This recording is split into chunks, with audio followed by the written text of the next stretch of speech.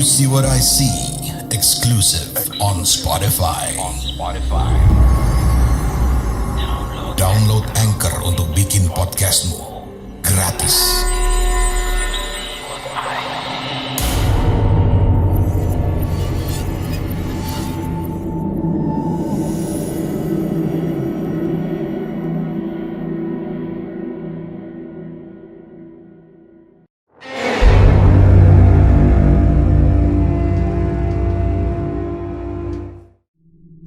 Bila biasanya penampakan dilihat satu atau dua orang, maka di cerita ini ada puluhan orang yang melihat penampakan jelas di depan mata saat pengajian. Mau tahu kronologinya? Inilah kisahnya. Aku masih berusia 10 tahun ketika kakekku sedang di masa-masa tuanya. Usianya sudah menginjak 96 tahun. Ia terlihat sangat lemah dan tak berdaya.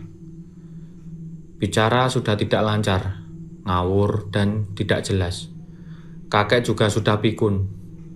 Dia tidak bisa melakukan apa-apa selain duduk di kursi depan rumah.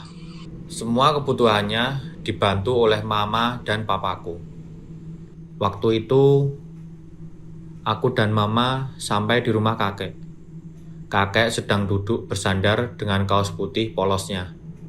Badannya sudah kurus, bak tulang berbalut dengan kulit keriput.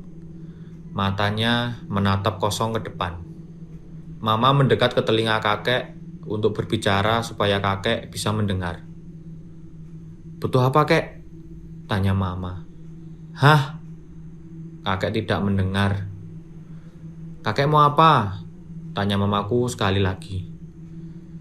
Kakek sempat terdiam sesaat. Ada jeda beberapa detik sebelum akhirnya kakek menjawab. "Saya mau mati," ucap kakek dengan santainya. Mendengar itu, aku dan mama kaget. Aku tak tahu harus bereaksi gimana. Tapi setelah mendengar jawaban kakek, aku diminta masuk oleh mama. Sedangkan mama tetap bersama kakek di depan. Entah apa yang mereka bicarakan.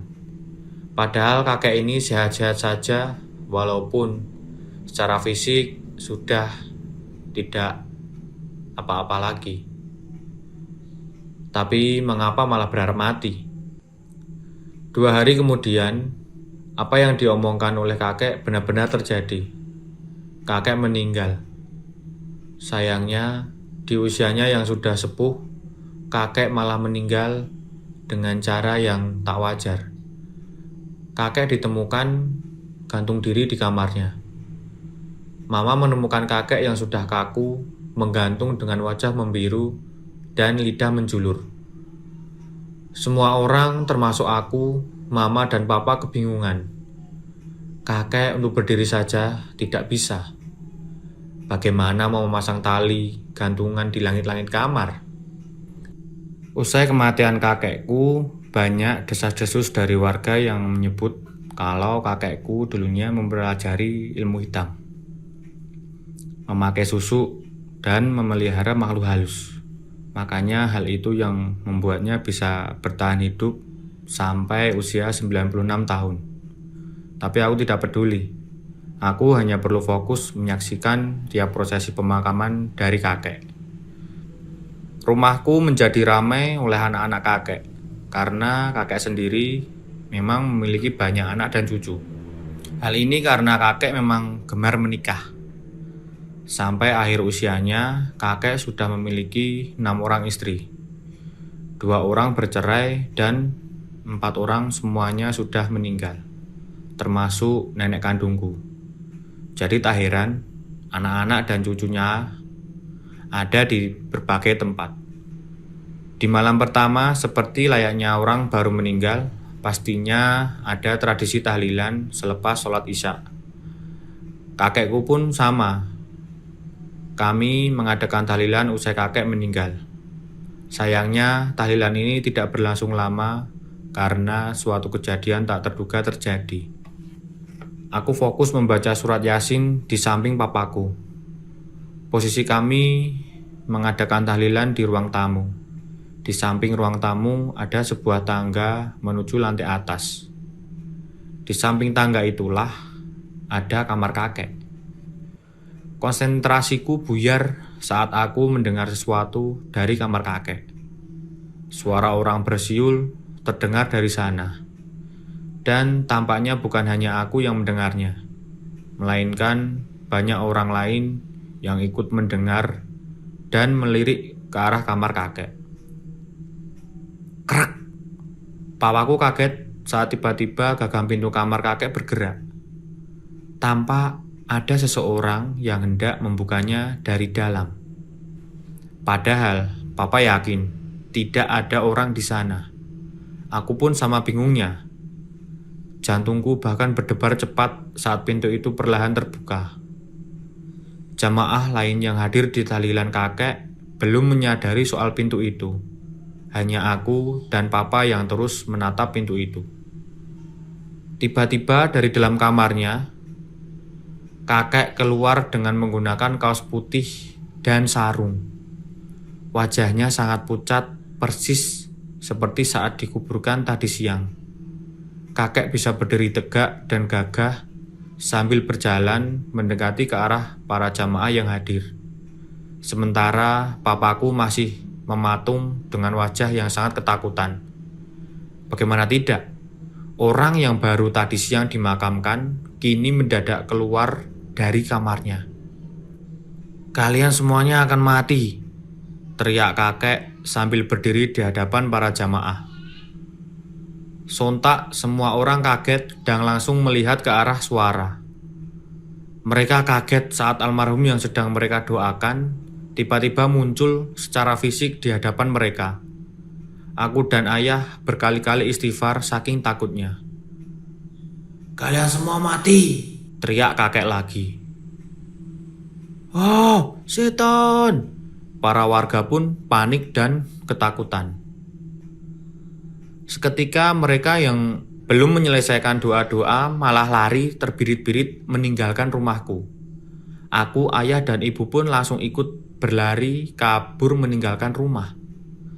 Sementara kakek masih berdiri di sana sambil menatap dengan tatapan kosong. Tindakan kaburnya para jemaah tahlil ini sangat disayangkan oleh seorang imam sekaligus ustadz di daerah rumahku, yang biasa dipanggil Ustadz Umar. Sehingga di malam kedua, tahlilan kembali diadakan dan dipimpin langsung oleh Ustadz Umar. Sayangnya di malam kedua, jumlah jamaah yang datang ke rumah berkurang banyak. Mungkin trauma karena takut atas kejadian kemarin. Singkat cerita, tahlilan kembali dimulai. Selama beberapa menit, tidak ada gangguan apa-apa. Hingga saat mulai memasuki surat Yasin, pintu kamar kakek kembali berbunyi. Aku dan papa jadi orang pertama yang menyadarinya. Papa terdiam sejenak dan kemudian lanjut membaca surat Yasin. Ia tampak memilih untuk mengabaikannya, tapi tidak dengan aku. Aku masih melihat ke arah pintu kamar kakek. Dan sama seperti kemarin, kakek kembali keluar dari kamarnya dengan kondisi yang sama. Kali ini wajahnya membiru, seperti orang tercekik dengan bekas memar di bagian leher. Dengan tatapan kosong, kakek mendekat ke arah para jamaah yang duduk membaca Yasin. "Astagfirullah," kata salah satu jamaah yang pertama kali melihat kakek. Ia begitu kaget dan akhirnya membuat jamaah lainnya ikut ketakutan. Banyak beberapa orang yang sudah bersiap untuk kabur. Seketika bacaan Yasin pun terhenti. Waktu itu Ustadz Umar melihat sosok itu dan berusaha tenang. "Tenang, semuanya tenang. Kuatkan hati kalian. Jangan kalah.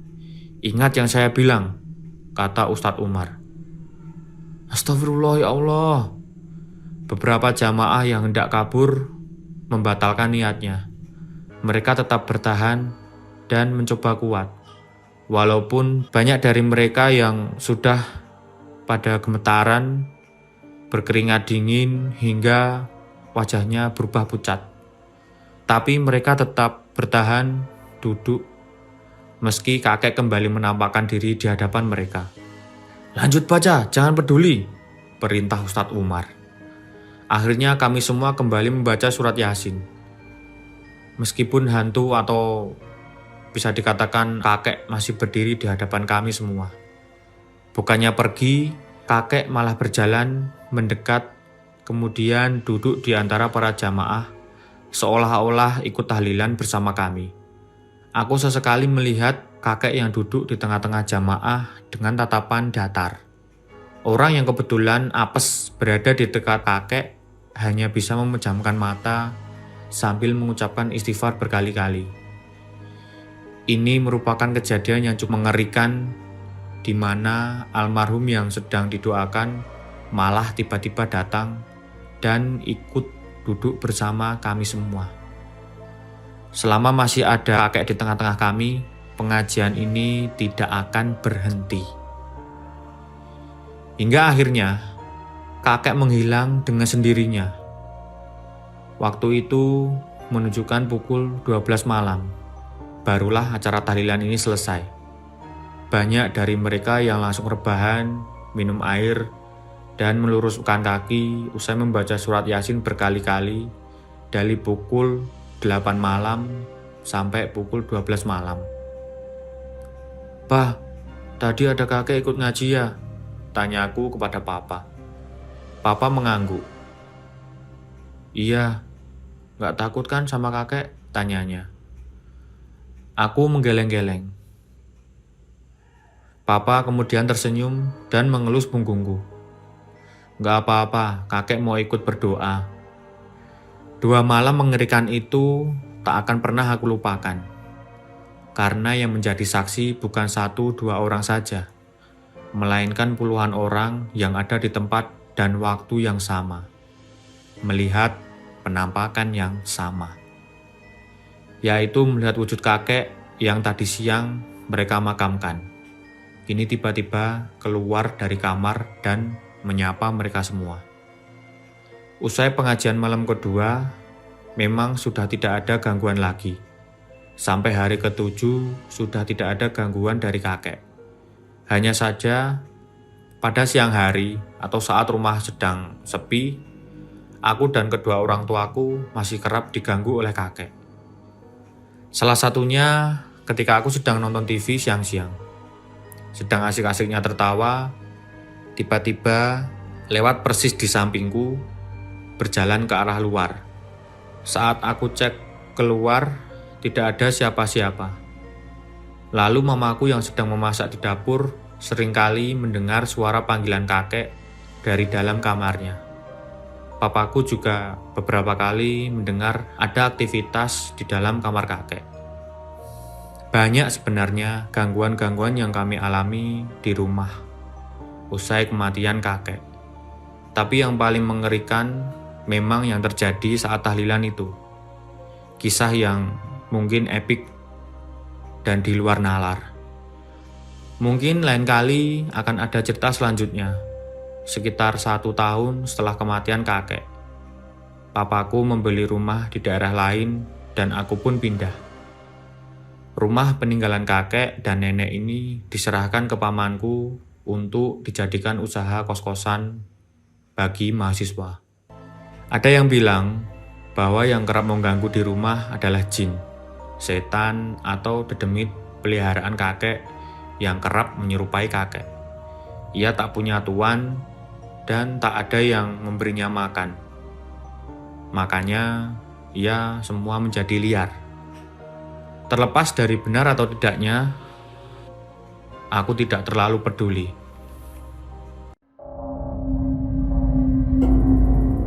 Kamu punya pengalaman horor? Kirim ceritamu ke podcast.ceritahoror@gmail.com